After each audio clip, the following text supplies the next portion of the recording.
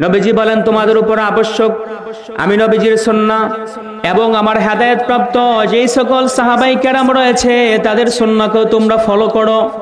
তামাসসাকু বিহা, এই সুন্নাহগুলোকে তোমরা আঁকড়ে ধরো।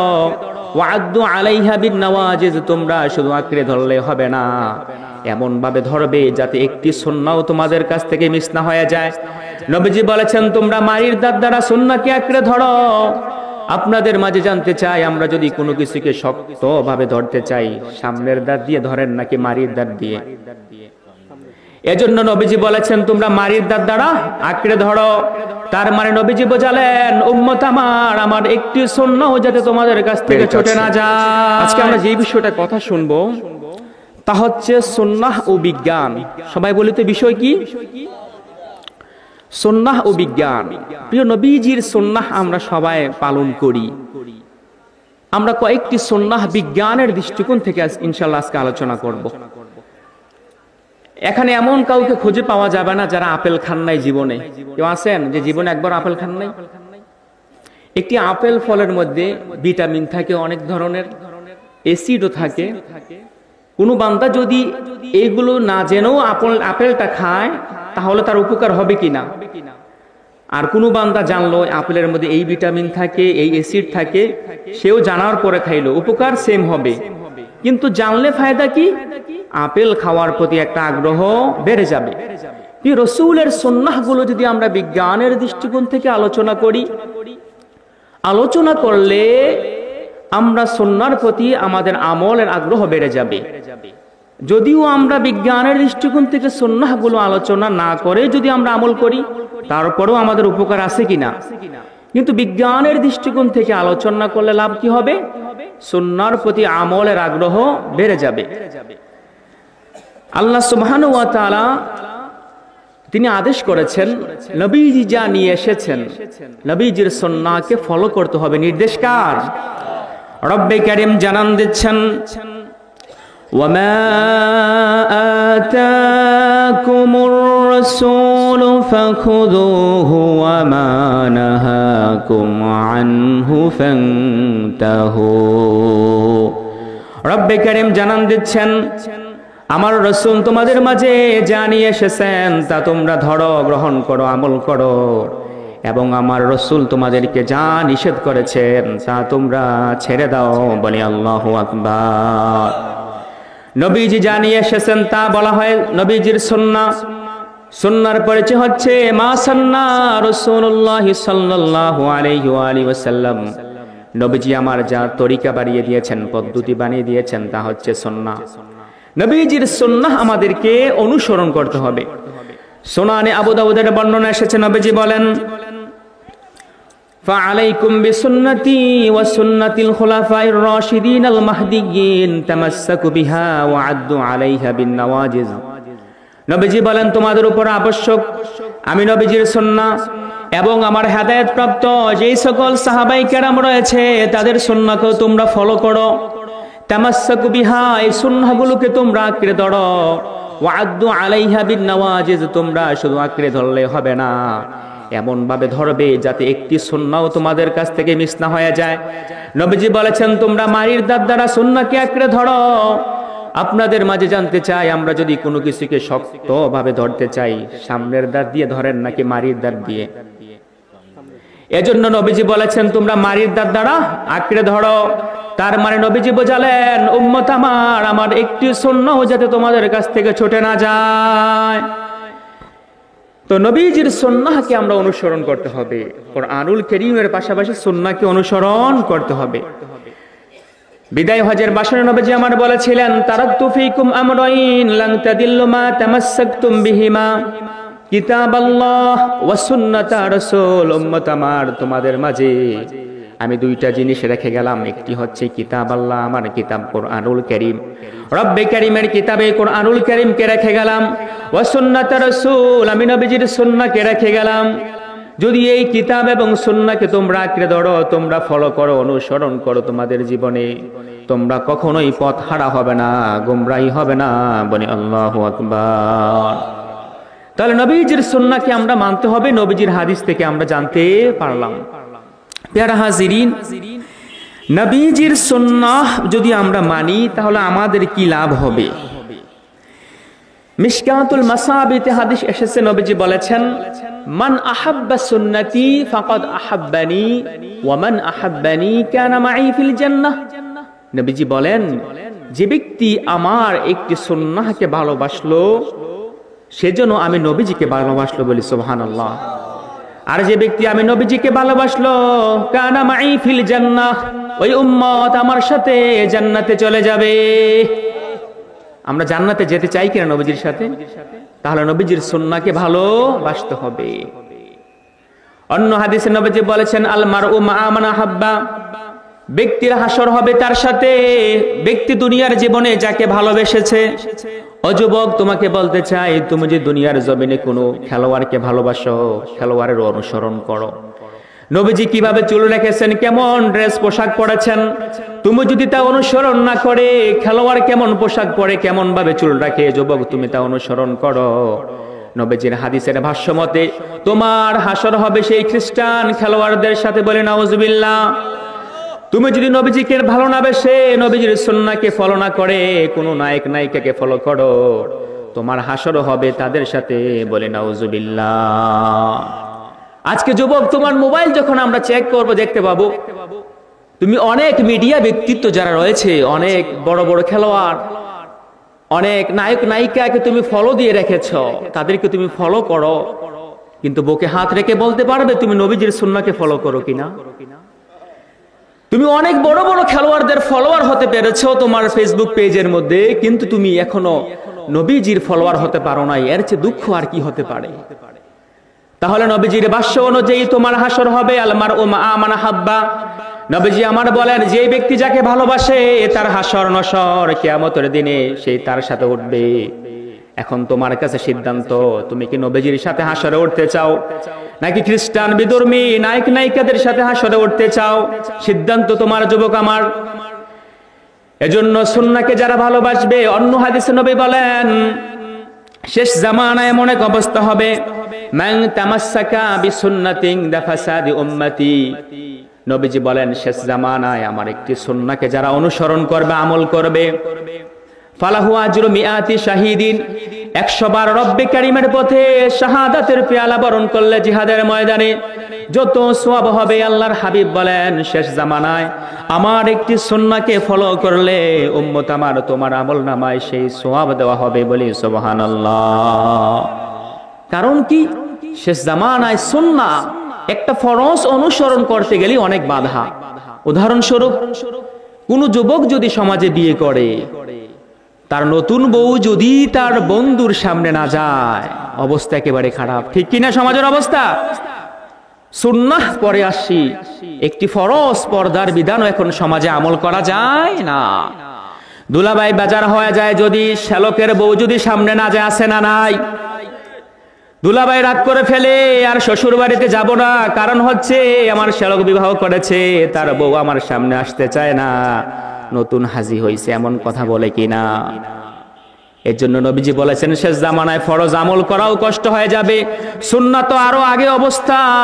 এজন্য নবীজি বলেছেন, শেষ জামানায় যদি একটি সুন্নাহকে তুমি আমল করতে পারো, 100 বার তুমি যদি শহীদ হয়ে যাও, যেই সওয়াব পাবে তোমার আমলনামায় রব্বে কারীম সেই সমান সওয়াব দিবে, বলি আল্লাহু আকবার। তাহলে নবীজির সুন্নাহকে আমরা পালন করতে চাই কি চাই না? সাহাবাই কেরাম নবীজির একটি আদনা সুন্নাহকেও ছাড়েন নাই। যেই সুন্নাহগুলো অনুসরণীয় ছিল না, ওইগুলো সাহাবাই কেরাম ফলো করেছেন। যেমন নবীজির সাহাবী হযরত আবু বকর সিদ্দিক রাদিয়াল্লাহু তাআলা আনহু, ওনার ইন্তেকালের আগ মুহূর্তে তাঁরই আদরের কন্যা আয়েশা সিদ্দিকা রাদিয়াল্লাহু তাআলা আনহা আম্মা জান, তিনি ওনার সামনে হাজির। হযরত আবু বকর সিদ্দিক রাদিয়াল্লাহু তাআলা আনহু জিজ্ঞাসা করেন, আয়েশা রে, ফি আইয়ি ইয়াউমিন তুফিয়া রাসূলুল্লাহ সাল্লাল্লাহু আলাইহি ওয়া আলিহি ওয়াসাল্লাম, আয়েশা রে তুমি আমাকে জানান দাও, নবী আমার কোন দিনে ইন্তেকাল করেছেন? হাদিসের মতন ওয়াকালাত ইয়াউমুল ইসনাইন, আম্মা জান আয়েশা বলে, আব্বা জান আল্লাহর হাবিব যে দিন ইন্তেকাল করেছিলেন ওই দিনটা ছিল ইয়াউমুল ইসনাইন, সোমবার। এবার হযরত আবু বকর সিদ্দিক রাদিয়াল্লাহু তাআলা আনহু অসুস্থ অবস্থায় মৃত্যুর আগ মুহূর্তে আম্মা জান আয়েশাকে আবার সওয়াল করেন, আয়েশা রে ফা আইয়ু ইয়াউমিন হাযা, আয়েশা তুমি আমাকে বলো আজকের দিনটা কি বার? আম্মা জান আয়েশা আবার জবাব দিলেন, আব্বা জান ইয়াউমুল ইসনাইন, আজকের দিনটাও সোমবার। আল্লাহর হাবিবের সাহাবী আবু বকর সিদ্দিক রাদিয়াল্লাহু তাআলা আনহু বলেন, আরজু, হাদিসের মতন, আরজু ফিমা বাইনি ওয়া বাইনাল লাইল, আমি আবু বকর আশা করি আজকের এই দিনে, আগামী রাত্র আসার পূর্বে এই সোমবারে যাতে আমার মরণ হয়ে যায়। বলি আল্লাহু আকবার।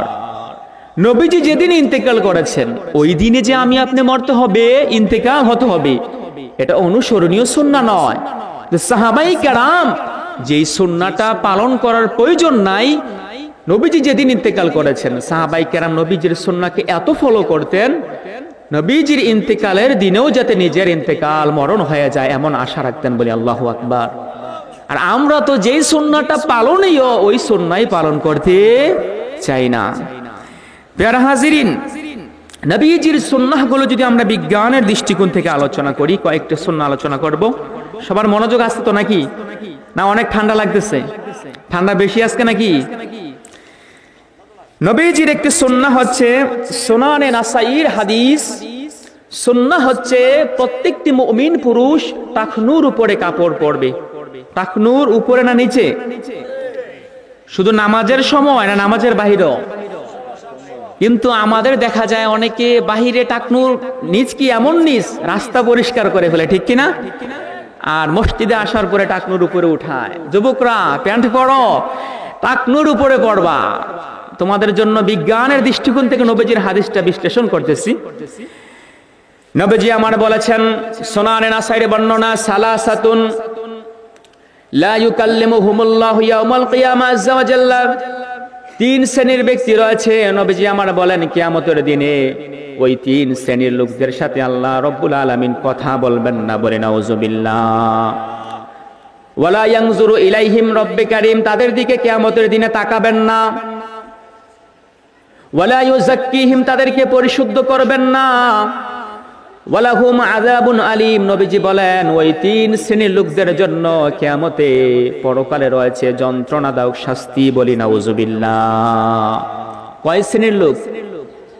তিন শ্রেণীর লোক কিয়ামতের দিনে রব্বে কারীমের সামনে যখন আপনি উঠবেন, আপনার সাথে রব্বে কারীম কথা বলবেন না, আপনার দিকে তাকাবেন না, আপনাকে পরিশুদ্ধ করবেন না। ওয়ালাহুম আযাবুন আলীম, নবীজি বলেন ওই তিন শ্রেণীর লোকদের জন্য রয়েছে যন্ত্রণাদায়ক শাস্তি। বলি নাউযুবিল্লাহ। এক নম্বরে নবীজি বলেন আল মুসবিলু ইজারাহু, নবীজি বলেন প্রথম শ্রেণীর বান্দা হচ্ছে যারা তাদের পরনের পোশাককে টাকনুর নিচে পরে। বলি নাউযুবিল্লাহ। তাহলে এক নাম্বার কে? যারা টাকনুর নিচে, টাকনু চিনেন তো নাকি? তো এই টাকনুর নিচে যারা পোশাক পরে, এটা হতে পারে লুঙ্গি, হাদিসে এসেছে ইজার, হাদিসের ব্যাখ্যা এসেছে ইজার লুঙ্গি হতে পারে, কমিজ জামা হতে পারে, এটা হতে পারে পায়জামা, যুবকদের প্যান্ট হতে পারে। টাকনুর নিচে যদি পড়ে তাদের সাথে রব্বে কারীম কিয়ামতের দিন কথা বলবেন না। বলি নাউযুবিল্লাহ। এখন এই হাদিসের ব্যাখ্যা বিজ্ঞানীরা গবেষণা করে দেখলো মুসলমানদের নবীজি কেন টাকনুর নিচে পোশাক পরতে নিষেধ করেছেন। টাকনুর নিচে পোশাক পরতে নিষেধ করেছেন। আমাদের একটি হরমোন রয়েছে যেটাকে সেক্সুয়াল হরমোন বলা হয়, যেটা বিজ্ঞানের ভাষা বলা হয় টেস্টোস্টেরন। টেস্টোস্টেরন যে হরমোনটার নাম কি? টেস্টোস্টেরন। অনেকের জন্য উচ্চারণ করতে কঠিন হবে। টেস্টোস্টেরন, যেটাকে বিজ্ঞানের ভাষায় বলা হয় সেক্সুয়াল হরমোন। যেটা পুরুষদের যে পায়ের গিরালি রয়েছে, এই গিরালি যদি খোলা থাকে, যদি সানরাইজ সূর্যের আলো যদি পড়ে, এবং যদি আপনার যদি বিশুদ্ধ এয়ার, যদি বাতাস, যদি প্রকৃতির বাতাস যদি লাগে এই গিরালির মধ্যে, সূর্যের আলো যদি পড়ে, তাহলে পুরুষত্ব টেস্টোস্টেরন যে সেক্সুয়াল হরমোন রয়েছে এটা বৃদ্ধি পেতে থাকে। বলি সুবহানাল্লাহ। আসতে বলছেন। পুরুষত্ব বৃদ্ধি পেতে থাকে। বিজ্ঞানী গবেষণা করে দেখেছে, সায়েন্স, যে যদি মুসলমানরা, কেন নবীজি বললেন যে টাকনুর উপরে পোশাক পরার জন্য। যদি টাকনুর উপরে পোশাক পরেন সূর্যের আলো পড়বে, ন্যাচারাল এয়ার যে প্রকৃতি যে বাতাস রয়েছে সে টাকনুর মধ্যে লাগবে, তাহলে আপনার পুরুষত্ব শক্তি বেড়ে যাবে বলে আল্লাহু আকবার। আর উল্টা হচ্ছে নারীদের জন্য, তারা ঢেকে রাখবে। তাহলে নবীজির সুন্নাহ থেকে আমরা বুঝতে পারলাম, যদি আমরা নবীজির সুন্নাহকে অনুসরণ করি, টাকনুর উপরে পোশাক পরি, তাহলে আমাদের জন্য লস নাকি লাভ? এখানে এমন কোন পাগল খুঁজে পাওয়া যাবে না যারা লসের পিছনে ছুটবে। কেউ আছেন? সবাই আমরা লাভ চাই, দুনিয়াতে সবাই লাভ চাই। তাহলে আজকের পরে যুবকরা বলে দে, আমরা কেউ টাকনুর নিচে পোশাক পরতে রাজি? 2 নম্বরে নবীজির একটি সুন্নাহ হচ্ছে, সহিহ বুখারীর বর্ণনা এসেছে, নবীজি আমার ওয়া ইজা তাকাল্লামা বিকালিমাতিন আদাহা সালাসা, নবীজি আমার যখন কোনো কথা বলতেন তিনি 3 বার বলতেন। কয়বার? সহিহ বুখারীর হাদিস, নবীজি আমার যখন কোনো কথা বলতেন, ওয়া ইজা তাকাল্লামা বিকালিমাতিন আদাহা সালাসা, নবীজি আমার যখন কোনো কথা বলতেন কয়বার বলতেন? এই হাদিসের আগে ব্যাখ্যা ছিল এমন, বক্তাদের সামনে 3 শ্রেণীর লোক থাকে যারা একবার বললে বোঝে যায়। দ্বিতীয় শ্রেণীর লোক হচ্ছে তারা 2 বার শুনতে হয় একই কথা। তৃতীয় শ্রেণীর লোক হচ্ছে তারা 3 বার শোনার পরে বুঝতে পারে। এই হাদিসের ব্যাখ্যা ছিল আগের কালে এমন। বর্তমান সায়েন্স বিজ্ঞানীরা গবেষণা করে দেখেছে, মানুষের যে মেমোরি রয়েছে, মেমোরি কার্ড, যে স্মরণ শক্তি, আমরা যা শুনি, যা আমরা কথা সেভ করে রাখি মেমোরিতে, আমাদের এই মেমোরিটা 3টা ভাগে ভাগ করা। কয়টা ভাগে? একটি হচ্ছে শর্ট টার্ম, আরেকটি হচ্ছে মিডল টার্ম, আরেকটি হচ্ছে লং টার্ম। যখন আমরা একটি কথা একবার শুনি, এটা আমাদের মেমোরিতে প্রথমে শর্ট টার্মে গিয়ে জমা হয়, 2 মিনিটের পরে সেই কথাটা আমরা ভুলে যাই। একই কথা যখন আমরা দ্বিতীয়বার শুনবো, এটা আমাদের মিডল টার্মে পৌঁছে যায়। প্রথমবারের চেয়ে এই কথাটার স্থায়িত্ব বেশি হয়। 3 নাম্বার হচ্ছে লং টার্ম, যখন আমরা একই কথা 3 বার শুনবো, এটা একেবারে আমাদের যে মেমোরি, যে হার্ড ডিস্ক, আমাদের একেবারে লং টার্মে পৌঁছে যায়, ওই কথাটা ভুলে যাওয়ার আর কোনো সম্ভাবনা থাকে না। বলি আল্লাহু আকবার। এজন্য নবীজি আমার যখনই কোনো কথা বলতেন, ওয়া ইজা তাকাল্লামা বিকালিমাতিন আ'আদাহা সালাসা, নবীজি আমার একই কথা 3 বার বলতেন। বলি আল্লাহু আকবার। নবীজির সুন্নাহগুলো যদি আমরা বিজ্ঞানের দৃষ্টিকোণ থেকে আলোচনা করি, লাভ কি হবে? আমল করার আগ্রহ বেড়ে যাবে। অন্য হাদিসে এসেছে, সুনানে আবু দাউদের বর্ণনা, নবীজি আমার বলেছেন, ফা ইন্না তাহতাল বাহরি নারা ওয়া তাহতান নারি বাহরা, নবীজি আমার বলেন, সাগরের নিচে রয়েছে আগুন এবং আবার সেই আগুনের নিচে রয়েছে সাগর। বলি আল্লাহু আকবার। সুনানে আবু দাউদের বর্ণনা, নবীজি আমার বলেন, সাগরের নিচে রয়েছে আগুন। কি রয়েছে? বঙ্গোপসাগর। নাম শুনছেন তো? পৃথিবীতে যতগুলো সাগর রয়েছে, নবীজি হাদিসে বলেন, ওই সাগরগুলোর নিচে রব্বে কারীম আগুন দিয়ে দিয়েছেন। আগ্নেয়গিরি রয়েছে, আগুন রয়েছে। বিজ্ঞানীরা, বর্তমান সায়েন্স বিজ্ঞানী গবেষণা করে দেখেছে, আসলে সত্য বলেছেন মুহাম্মদ সাল্লাল্লাহু। বিজ্ঞানীরা গবেষণা করে দেখেছে, সাগরের নিচে একটা আগুনের একটা স্তর রয়েছে, আগ্নেয়গিরি। নবীজি বলেন, শুধু তাই নয়, আবার সেই আগুনের নিচে আরেকটি সাগর রয়েছে। বলি আল্লাহু আকবার। বিজ্ঞানীরা গবেষণা করে দেখেছে, ব্যাপার কি? সাগরের নিচে আগুন দেওয়ার আবার কারণ কি? গবেষণা করে দেখেছে সায়েন্টিস্ট, বিজ্ঞানীরা, এই সাগরের নিচে যদি আগ্নেয়গিরি আগুন না থাকতো কি হতো? এই সাগরের নিচে আগ্নেয়গিরি আগুনগুলো মাঝে মাঝে এগুলো বিস্ফোরণ হয়, আগুন আগ্নেয়গিরি থেকে বিস্ফোরণ হয়ে চতুর্দিকে ছড়িয়ে যায়, যার কারণে সমুদ্রের পানিগুলো বরফ হয় না, সব সময় এই তরল অবস্থায় থাকে। বলি আল্লাহু আকবার। আর যদি আল্লাহ সুবহানাহু ওয়া তাআলা আগুনের ব্যবস্থা না করতেন সমুদ্রের পানির নিচে, তাহলে সমুদ্রের পানিগুলো বরফ হয়ে যেত এবং সমুদ্রের মধ্যে যে প্রাণীগুলো রয়েছে ওগুলো মারা যেত। বলি আল্লাহু আকবার। তাহলে নবীজি আমার যে হাদিসগুলো, সুন্নাহগুলো বলে গিয়েছেন, বিজ্ঞান তা বর্তমান সময়ে সকল সুন্নাহকে পুঙ্খানুপুঙ্খ রূপে সত্য বলে প্রমাণ করে নিচ্ছে। বলি আল্লাহু আকবার। শুধু তাই না, নবীজি আমার খাবারের ক্ষেত্রে কি সুন্নাহ বলেছেন। ইমাম হাকিম নিসাবুরি তার মুস্তাদরাক কিতাবে হাদিস কোট করেছেন, ইমামে তবরানী তার মুজামুল কাবীর হাদিস এনেছেন, আব্দুল্লাহ ইবনু মাসউদ রাদিয়াল্লাহু তাআলা আনহু নবীজির সাহাবী, তিনি বলেন নবীজি আমার বলেছেন, আলাইকুম বিআলবানিল বাকর ফাইন্নাহা তারুম্মু মিন কুল্লি শাজার ওয়া হুয়া শিফাউম মিন কুল্লি দাইন। নবীজি আমার বলেন তোমাদের উচিত গাভীর দুধ পান করা। কিসের দুধ? ফালাইকুম বিআলবানিল বাকার। নবীজি বলেন উম্মত আমার তোমরা বেশি করে গাভীর দুধ পান করো। কিসের দুধ? নবীজি বলেন কারণ হচ্ছে ফাইন্নাহা তারুম্মু মিন কুল্লি শাজার, কেননা গাভীর দুধের মধ্যে রব্বে কারীম যত প্রকার ঘাসের সার নির্যাস রয়েছে, বিজ্ঞান বলে যত রকমের ভিটামিন রয়েছে, অন্যান্য খাবারের মধ্যে যত রকমের ভিটামিন খুঁজে পাবা, সকল ভিটামিন সকল প্রোটিন সব কিছু রব্বে কারীম এই গাভীর দুধের মধ্যে দিয়ে দিয়েছেন। বলি আল্লাহু আকবার। নবীজি আরো বলেন ওহুয়া শিফাউম মিন কুল্লি দাইন।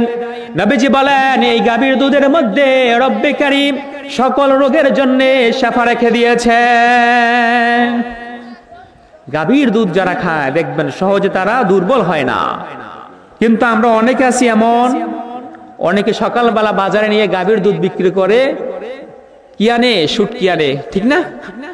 মানে শক্তিশালী খাবারটা আমরা বিক্রি করে দেই, নিজে খাইতে চাই না। তাহলে আজকে যে আমরা নবীজির হাদিস থেকে জানতে পারলাম, নবীজি বলেছেন গাভীর দুধ তোমরা খাও, তাহলে গাভীর দুধ পান করবেন তো নাকি? এবং নবীজি আরো বলেছেন সাইয়্যিদুত তুআমি ফিদ দুনিয়া ওয়াল আখিরা আল্লাহাম, দুনিয়া এবং আখিরাতের মধ্যে যত রকমের খাবার রয়েছে সর্বশ্রেষ্ঠ খাবার হচ্ছে আল্লাহাম, গোশত। নবীজি বলেন দুনিয়াতে তোমরা যা খাও পরকালেও যে খাবার খাবা, সাইয়্যিদুত তুআম সবচেয়ে পুষ্টি, সবচেয়ে শক্তিশালী, সবচেয়ে ভালো খাবার হচ্ছে গোশত। আপনারা গোশত খান কিনা? খান কিনা গরুর গোশত? অনেকে দেখা যায় অনুষ্ঠানে গেলে হাই হাই নিজের বাড়িতে যদি 3 পিসও না খায়, অনুষ্ঠানে গেলে ভাত নিতে চায় না, পোলাও নিতে চায় না, ঠিক কিনা? খাবেন একটা লিমিট রেখে খাবেন, সুন্নাহ অনুযায়ী খাবেন। বেশি খেলে আমার সমস্যা আছে কিনা? বেশি খেলে হার্টের সমস্যা হবে, প্রেসার বেড়ে যাবে, অ্যালার্জি দেখা দিবে, ঠিক কিনা? ভারতের কর্ণাটকে একটা রাজ্য, ওইখানে একজন হার্ট বিশেষজ্ঞ আছে, ডাক্তার দেবী শেঠি। অনেকে গুগলে সার্চে দেখবেন ডাক্তার দেবী শেঠি। উনি বলেন মুসলমানরা যদি তাদের নবীজির খাদ্যাভ্যাস সুন্নাহকে যদি ফলো করত, নবীজির সুন্নাহকে তারা ফলো করলে তাদের কখনো হার্টের সমস্যা হতো না। বলি আল্লাহু আকবার। তাদের অ্যালার্জি, তাদের বিভিন্ন যে হার্টের সমস্যাগুলো, এগুলো হতো না যদি তারা মুসলমানের সুন্নাহ, যদি তারা নবীজির সুন্নাহকে ফলো করত। নবীজির সুন্নাহ হচ্ছে আমরা গরুর গোশত খাবো, তবে পরিমিত খাবো, ঠিক কিনা? বেশি খেলে আবার অসুস্থ হয়ে যাবেন। শুধু তাই নয়, প্যারা হাজিনে বলতেছিলাম নবীজির সুন্নাহকে যদি আপনি অনুসরণ করেন আপনার জন্য লাভ হবে না লস হবে? নবীজির আরেকটি সুন্নাহ যদি আমরা দেখি, সহিহ বুখারীর বর্ণনা এসেছে, বর্তমান সময়ে ডাক্তাররা বলে যখন আপনার জ্বর আসবে মাথায় পানি দেন, কাপড় পানিতে ভিজিয়ে গাটা মুছে দেন। ডাক্তার বলে কিনা? অথচ আমার আপনার নবী হাদিস পাকে ১৫০০ বছর আগে বলে দিয়েছেন। সহিহ বুখারীর বর্ণনা এসেছে, আল হুম্মা মিন ফাইহি জাহান্নাম ফাতফিউহা বিল মা। নবীজি আমার বলেন জ্বর এটা আসে জাহান্নামের উত্তাপ থেকে। ফাতফিউহা বিল মা, যখন তোমাদের জ্বর আসবে তোমরা পানি দ্বারা সেই জ্বরকে ঠান্ডা করে দাও। ১৫০০ বছর পূর্বে নবীজি বলেছেন।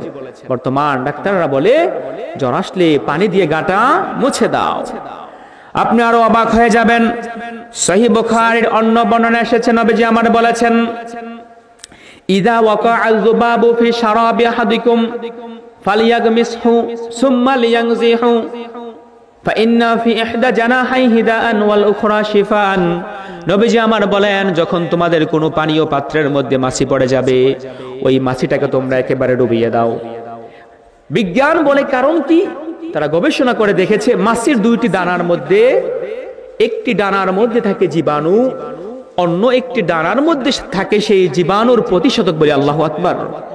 মাছি এমন একটা দুষ্ট প্রাণী, সে যখন একটা পানীয় পাত্রের মধ্যে পড়ে তার যেই ডানার মধ্যে জীবাণু থাকে সেই ডানাটাকে ডুবিয়ে দেয়, জীবাণু ছেড়ে দেয়।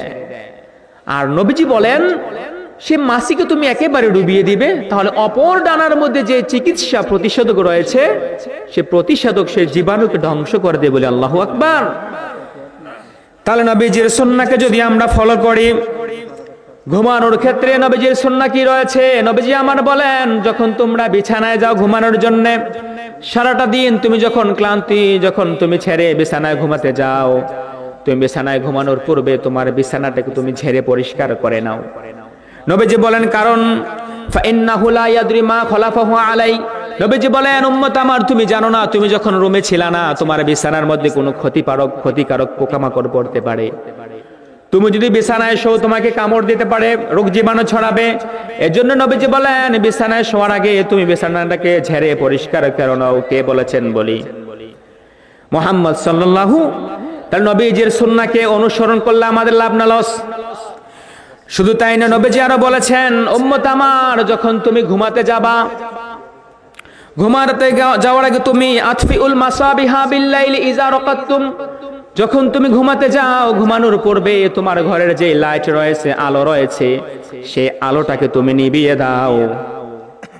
বিজ্ঞান বলে মুসলমানদের নবীজি কেন বলেছেন রুমের আলো নিভিয়ে দেওয়ার জন্য? এই হাদিসের ব্যাখ্যা আগের কালে একরকম ছিল, বর্তমান নিউ সায়েন্টিস্ট যারা বিজ্ঞানী রয়েছে নতুন, তারা এই হাদিসের ব্যাখ্যা আরো সুন্দরভাবে করে দিয়েছেন। আগের কালে ব্যাখ্যা ছিল এমন, অনেকে জানেন, আগের কালে কি আমাদের কেরোসিনের একটা বাতি ছিল, পাটের আঁশ দিয়ে চালানো হতো, অনেকে জানেন না? ওই সময় হাদিসের ব্যাখ্যা ছিল এমন, নবীজি বলেছেন ঘুমানোর পূর্বে সে বাতিটাকে অফ করে দাও। কারণ হচ্ছে তোমার ঘরে যে ইঁদুর থাকে, বিড়াল থাকে, সেই বিড়াল যখন বাতিকে অফ করবে না, তুমি ঘুমিয়ে থাকবে, বিড়াল ইঁদুর সে আগুন তার গায়ের মধ্যে লাগিয়ে তোমার ঘর জ্বালিয়ে দিবে, ঠিক না? এখন যেহেতু ওই কেরোসিনের সেই বাতির যুগ আর নাই, এখন হচ্ছে লাইটের যুগ। ইসলাম এমন একটা ধর্ম, কিয়ামতের আগ পর্যন্ত বিজ্ঞান যা কিছুই আবিষ্কার করুক না কেন, সকল কিছুর ব্যাখ্যা ইসলামের মধ্যে খুঁজে পাই, বলি সুবহানাল্লাহ। তাহলে বর্তমান সময়ে হাদিসের ব্যাখ্যা কি? বিজ্ঞানীরা বলে, মুসলমানদের নবীজি কেন বলেছেন আলো নিভিয়ে ঘুমানোর জন্য? আমরা যখন রাতের বেলা ঘুমাই, বিজ্ঞানীরা বলে আমাদের এই ব্রেন থেকে, মাথা থেকে একটা মেলাটোনিন নামে একটা হরমোন আমাদের দেহের মধ্যে ছড়িয়ে পড়ে যখন আমরা রুমের লাইট অফ করে ঘুমাই। কি করে ঘুমাই? রুমের লাইট অফ করে না অন করে। আর হরমোনটার নাম হচ্ছে মেলাটোনিন হরমোন। এই হরমোনটা যখন আমাদের ব্রেন থেকে আমাদের দেহের মধ্যে ছড়িয়ে যায়, তখন আমাদের ঘুম ভালো হয় এবং আমাদের যে রাতের যে খাবার খেয়েছিলাম, এই খাবারের হজম শক্তি বৃদ্ধি করে, বলি আল্লাহু আকবার। এই মেলাটোনিন হরমোনটা অফ থাকে যতক্ষণ পর্যন্ত আপনি লাইট অন রাখবেন। যখন রুমের আলোটা নিভিয়ে দিবেন, বিজ্ঞানীরা বলে তখন ওই মেলাটোনিন হরমোনটা গোটা দেহের মধ্যে ছড়িয়ে পড়ে, বলি আল্লাহু আকবার। তাহলে ইসলাম এমন একটা ধর্ম, আপনি কিয়ামত পর্যন্ত বিজ্ঞান যত কিছু আবিষ্কার করো, একই হাদিসের মধ্যে আপনি সেই ব্যাখ্যা খুঁজে পাবেন, বলি আল্লাহু আকবার। তাহলে আগে ছিল কেমন ব্যাখ্যা হাদিসের, আর বর্তমান সময়ে আমরা এই লাইটের সাথে আমরা ব্যাখ্যা সুন্দর মিলিয়ে ফেললাম। প্রিয় হাজিরিন, নবীজির প্রত্যেকটি সুন্নাহ যখন আপনি অনুসরণ করবেন,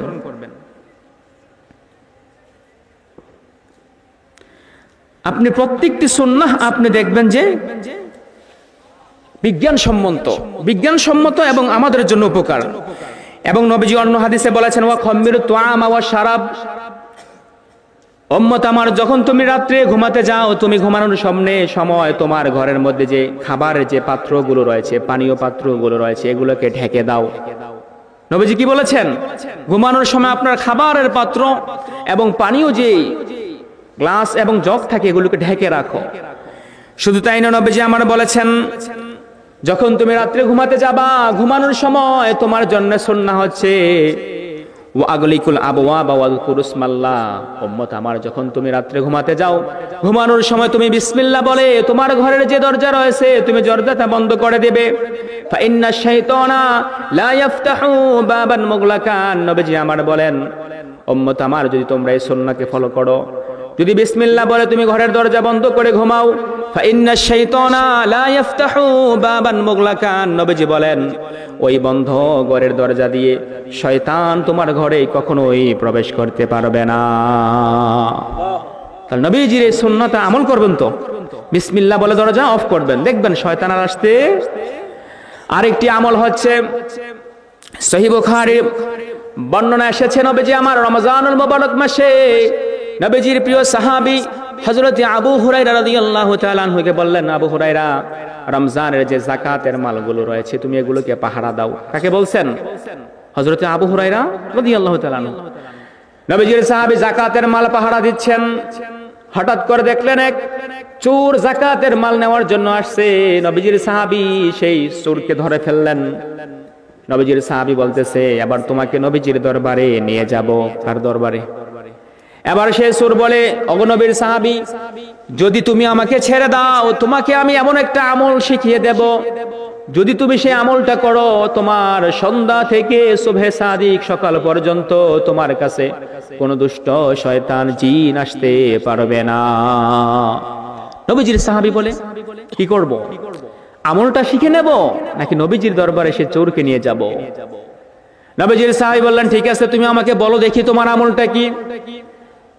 সেই দুষ্ট চোর বলে, তুমি যদি রাত্রে বেলা যখন ঘুমাতে যাও তুমি আয়াতুল কুরসি যখন তুমি পড়বে, পরে যখন ঘুমাবা সকাল পর্যন্ত তোমার কাছে কোনো শয়তান আসতে পারবে না। আয়াতুল কুরসি পারেন তো? এই আমলটা করবেন। সকালবেলা নবীজির সাহাবী নবীজির দরবারে গিয়ে বলেন, ওগো আল্লাহর রাসূল, এই ঘটনা ঘটেছে। নবীজি বলেন, ওয়াসাদাকাকা ওয়া হুয়া কাযুবুন ওয়া যাকা শাইতান। ওরে আমার সাহাবী, সেই দুষ্ট চোর তোমাকে সত্য বলেছে। ওয়া হুয়া কাযুবুন, যদিও সে মিথ্যাবাদী। ওয়া যাকা শাইতান, যদিও সে শয়তান ছিল, কিন্তু তোমাকে এই আমলটার বিষয়ে সে সত্য বলেছে। ওই চোরটা ছিল একটা শয়তান, দুষ্ট শয়তান। তো নবীজি বলেন, এই শয়তান যদিও সে শয়তান মিথ্যাবাদী, কিন্তু আবু হুরায়রা তোমাকে যে আমলটার কথা বলেছে এটা সত্য বলেছে। বলি আল্লাহু আকবার। তাহলে নবীজির এই আমলটা আমরা করতে রাজি আছি তো নাকি? সুন্নাহটা আপনি যখন রাত্রে বেলা যখন ঘুমান আপনি ডান কাঁধে শোবেন। বিজ্ঞান বলে যখন আপনি বাম কাঁধে শোন। নবীজির সুন্নাহ হচ্ছে আপনি ডান কাঁধে শোবেন। বিজ্ঞান বলে যদি আপনি বাম কাঁধে শোন আপনার হার্টের উপরে প্রেসার পড়ে, চাপ পড়ে। আর হার্টের উপরে প্রেসার পড়লে, চাপ পড়লে আপনার শরীরে যে রক্ত চলাচল এটা সমস্যা দেখা দেয়, যার কারণে পাকস্থলীর খাবারের হজমে সমস্যা দেখা দিবে। শুধু তাই নয়, আপনার বিজ্ঞান বলে আপনার যখন হার্টের উপরে চাপ পড়বে তখন আপনার ব্রেনের মধ্যে এমন একটা অবস্থা ক্রিয়েট হবে, তৈরি হবে, আপনি দুঃস্বপ্ন দেখতে পাবেন, শুধু দুঃস্বপ্ন দেখবেন। আর যদি আপনি ডান কাঁধে শোন, আপনার হার্ট হচ্ছে বাম দিকে, হার্ট উপরে থাকবে, হার্টের উপরে কোনো চাপ পড়বে না। হার্টের কাজ হচ্ছে রক্ত সঞ্চালন রাখা দেহের মধ্যে। যদি হার্ট যদি চাপ না থাকে আপনি ঘুমিয়ে থাকবেন, তারপরও আপনার ব্লাড রক্ত সঞ্চালন ভালো থাকবে। আর যদি আপনি বাম কাঁধে শুন তাহলে হার্টের সমস্যা দেখা দিবে। এখন আমরা রাত্রে যে ঘুমাই, অনেকে খারাপ স্বপ্ন দেখি, এর প্রধান কারণ হচ্ছে আমরা অনেকে বাম দিকে শুই, বাম কাঁধে শুই, এর জন্য আমরা খারাপ দুঃস্বপ্ন দেখি। আর এই খারাপ দুঃস্বপ্ন এগুলো আসে শয়তানের কাছ থেকে। কার কাছ থেকে? নবীজি বলেছেন, আর রুইয়া সালিহাতু মিনাল্লাহ, ভালো স্বপ্ন এগুলো আসে রব্বে কারীমের পক্ষ থেকে। ওয়া রুইয়াস সুউ মিনাশ শাইতান, এবং মন্দ যে খারাপ স্বপ্নগুলো রয়েছে এই খারাপ স্বপ্নগুলো আসে শয়তানের কাছ থেকে। তাহলে ভালো স্বপ্ন কার থেকে আর মন্দ স্বপ্ন কার থেকে? এখন মন্দ স্বপ্ন যদি আমরা, খারাপ স্বপ্ন যদি দেখে ফেলি, আমরা কি আমল করব? নবীজি হাদিসে পাকে বলেন, যখন তুমি কোনো দুঃস্বপ্ন দেখো তোমাকে তিনটা কাজ করতে হবে। কয়টা কাজ? সবাই বলি কয়টা কাজ? এক নাম্বার হচ্ছে তুমি বাম দিকে থুতু দিবে। কোন দিকে? ডান দিকে। যখন আপনি দুঃস্বপ্ন দেখবেন, ঘুম ভেঙে যাবে, নবীজি বলেন তুমি বাম দিকে থুতু দিবে। দুই নম্বরে নবীজি বলেছেন তুমি তাআউয পড়বে, আউযু বিল্লাহি মিনাশ শাইতানির রাজিম, এটা পড়বে। তিন নম্বরে নবীজি বলেন তোমার এই দুঃস্বপ্নটা তুমি কারোর সাথে শেয়ার করবে না, এটা গোপন রাখবে। তাহলে কয়টা কাজ? দুঃস্বপ্ন দেখলে কয়টা আমল করব আমরা?